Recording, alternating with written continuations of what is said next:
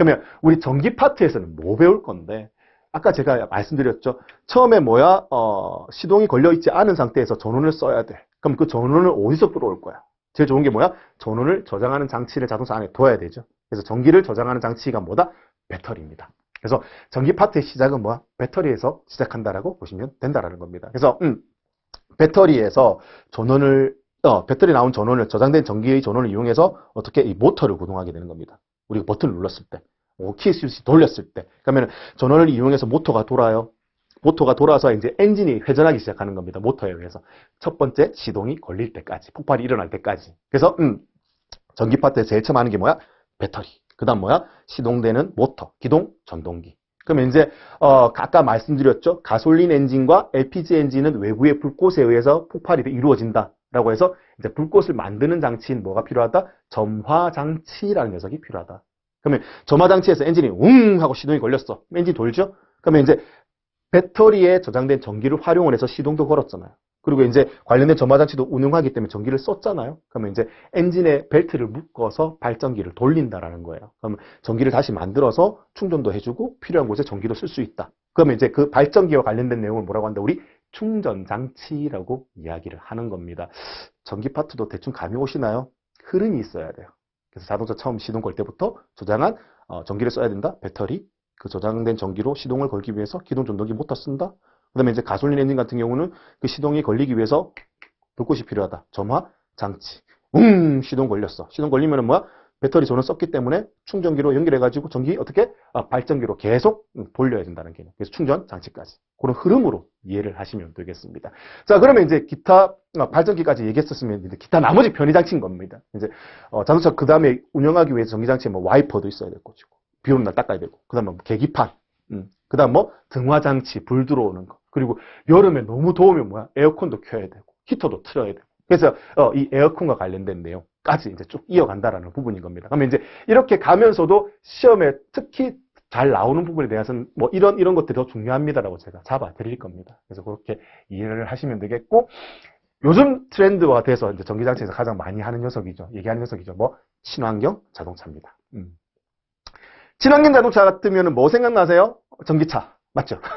전기차가 가장 먼저 떠오릅니다. 그래서 이 전기차와 관련된 이야기를 할 건데, 기존에 사용되던 엔진을 이제 우리 내연기관이라고 얘기하거든요. 아까 그 폭발시키는 연소를 엔진 안에서 연소시키기 때문에 우리 내연기관이라고 하는데, 이렇게 내연기관인 엔진을 쓰다가 전기차로 바로 넘어가긴 부담스럽잖아요. 뭐 배터리 기술이라든지 아니면 모터 기술이라든지. 그래서 이런 부분을 좀 보완을 하기 위해서 한 단계 거쳐가는 과정에서 뭐 이런 하이브리드라고 해서 내연기관과 전기차의 모든 장점을 활용을 해서 같이 사용하는 장치에 대한 이야기를 먼저 할 거고요. 그 다음에 전기차. 그 다음에 요즘 또 얘기되고 있는 친환경 자동차가 뭐 연료전지 자동차, 수소 자동차 들어보셨죠? 그래서 그거와 관련된 이야기도 할 거라는 부분인 겁니다. 그래서 우리 군무원에서는 친환경 자동차가 아직 그렇게 깊이 있게까지 나오지 않는 상황입니다. 하지만 이제 전반적인 개념에 대해서는 알고 있느냐라고 하는 그 기본과 관련된 문제를 많이 물어보거든요. 그래서 그것들은 충분히 제가 터치할 수 있게끔 교재에 실어놨으니까 그걸로 좀 커버가 가능하시다. 이렇게 보시면 되겠습니다. 그래서 지금 뭐에 대한 이야기? 3장에서 전기 파트, 뭐 배우는지, 배터리, 시동 모터, 그 다음에 이제 가솔린 엔진 걸기 위해서 점화 장치, 그 다음에 충전 장치, 기타 편의 장치, 그 다음에 친환경 자동차까지 이렇게 3장에서 이야기하게 된다. 자, 그 다음에 이제 나오는 게 뭡니까? 4장, 셰시. 아까 얘기했는데요. 그죠? 셰시 얘기했었습니다. 뭔데?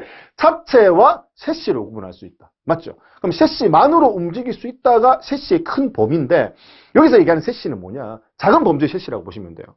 전체 셰시 범주 안에 아까 엔진하고 전기장치하고 모두 포함되지만, 그거는 우리가 좀 배워야 될 내용이 많기 때문에 따로 분류해서 엔진과 전기로 얘기를 했고, 그 다음에 그 나머지 부분은 우리 또 셰시로 그냥 뭉쳐놓은 겁니다. 원래 셰시에 대한 정의는 큰 범위의 셰시로 기억하시면 되겠어요. 근데 이제 작은 범위의 셰시는 우리가 편의상 이렇게 놓고 배운다라고 보시면 되겠습니다. 그래서 이 작은 범주의 셰시에서는 뭘 배우느냐? 아까 엔진에서 동력을 만든다고 했잖아요. 그 만들어진 동력이 바퀴까지 어떻게 전달이 되느냐?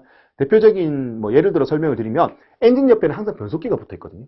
그럼 엔진, 그 다음에 동력을 엔진에 변속기 가는 그 과정에서 동력을 전달하는 장치, 뭐 클러치 혹은 뭐 토크 컨버터 뭐 얘기가 나올 겁니다. 그래서 중간에 전달하는 장치부터 해서 변속기에서 쭉쭉 내려가면서 바퀴까지, 휠 타이어까지. 그걸 우리 뭐라고 하느냐? 동력 전달 장치라고 이야기를 할 거다. 그래서 그 과정에 대한 이야기를 할 거고요. 그리고 이제 자동차가 주행하다 보면 노면의 충격을 받을 거예요. 자동차가. 그럼 그 충격을 흡수해주기 위한 이런 스프링과 관련된 이야기. 이제 이걸 우리 뭐라고 한다? 현가 장치라고 이야기를 할 겁니다. 그 부분에 대한 얘기도 배울 거고. 그리고 이제 내가 원하는 방향으로 우회전, 좌회전 막 핸들 돌리잖아요. 그 핸들과 관련된 그 내용을 뭐라고 하냐? 우리 조향장치라고 이야기를 합니다. 그리고 자동차 속도를 내는 것보다 어떻게 안정적으로 속도를 줄이고 정지하는 게 굉장히 중요하죠. 브레이크와 관련된 거. 그래서 그 브레이크와 관련된 시스템을 뭐라고 한다? 우리 제동장치라고 이야기를 합니다. 그러면 이제 자동차의 시스템에 관련된 즉 셰시, 큰 범위 셰시에 대한 내용이 다 끝났어요. 뭐 사장, 셰시에서 동력 전달 장치, 그 다음 뭐예요? 스프링, 현가장치, 조향장치, 제동장치까지 하면요. 다 끝난 겁니다. 그러면 이제 이렇게 해서 4장까지가 마무리되는 거고요. 그 다음에 이제 5장에서는 뭘 얘기하느냐? 시험에 많이 나오지는 않습니다. 근데 이제 알아는 두셔야 된다는 얘기예요. 왜? 변별력 문제로 한 번씩 나올 수 있으니까. 그럼 자동차 운행하면서 뭘 얘기하는데, 야, 자동차 길이는 얼마로 해? 너비는 얼마로 해? 높이는 얼마로 해? 범위를 정해줘야 된다는 얘기인 겁니다. 주차장에 이제 라인을 끄을 건데, 야, 길이 얼마, 폭 얼마 정해져 있겠죠. 그럼 자동차 당연히 이거보다 작게 만들어야겠죠. 그래서 뭐 폭 얼마, 길이 얼마, 높이 얼마 이런 거에 대한 이렇게 범위 제한을 둔다라는 겁니다. 그래서 이런 굴다리 지나갈 때도 뭐 4.3m로 두면 자동차는 몇 미터로? 야, 아무 높이 만들어도 뭐 4m 밑으로 포함해서 이하로 만들어. 이런 개념인 거죠. 그리고 야, 가속 방지턱 넘어야 되는데 야, 이거 무조건 높게 만들 수 없으니까 바닥에서 최소 높이는 10cm? 그거보다는 높아야 된다. 이런 식의 약속인 거죠. 그래서 그런 내용들을 어디서 자동차 규칙에서 맨 마지막 정리하면서 배운다. 이렇게 보시면 되겠습니다.